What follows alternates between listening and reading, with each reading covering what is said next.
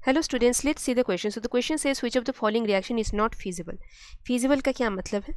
Feasible का मतलब है पॉसिबल, यानी कौन सा रिएक्शन है जो पॉसिबल नहीं है.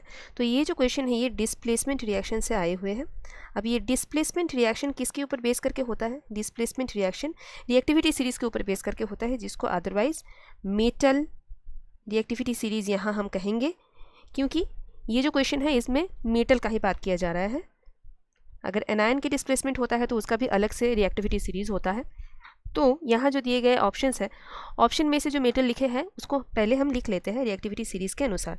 तो सबसे ऊपर आएगा सोडियम, उसके नीचे आने वाले हैं magnesium, then zinc, then lead, then copper, then silver, then gold.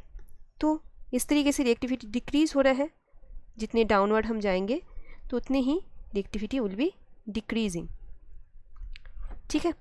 तो डिस्प्लेसमेंट रिएक्शन में क्या होता है, जो मोर रिएक्टिव मेटल होता है वो लेस रिएक्टिव मेटल के सॉल्ट से इसको डिस्प्लेस कर देते हैं.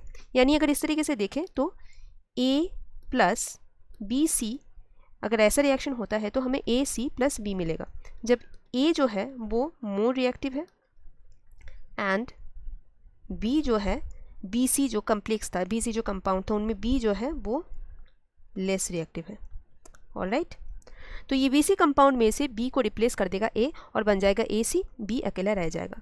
तो चलो पहले हम देख लेते हैं कि ईच ऑप्शन में क्या ये पॉसिबल है होना या नहीं. देखो, लेस रिएक्टिव मेटल जो है उसको अगर मोर रिएक्टिव मेटल के कंपाउंड के साथ रख दो तो रिएक्शन नहीं होने वाला है, क्योंकि less reactive metal more reactive metal को नहीं कर पाएंगे डिस्प्लेस.